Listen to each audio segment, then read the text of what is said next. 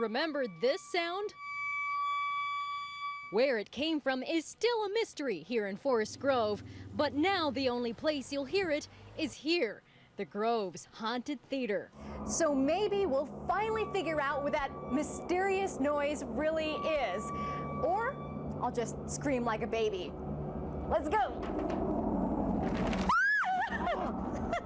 That didn't take long. The premise here is art imitating life.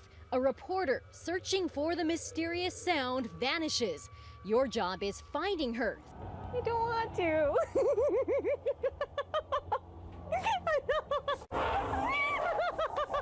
We won't be using that clip because I messed it up because I was legitimately too scared. The Grove Theater puts on a haunted house every Halloween. This year, playing off the mysterious noise was a given. Could it be aliens? Could it be? Like, what could it be?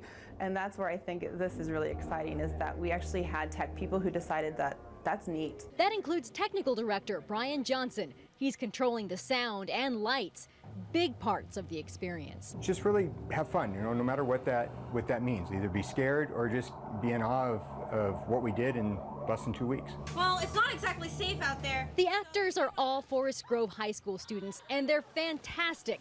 Picard, is that you? You've been assimilated. Resistance is futile.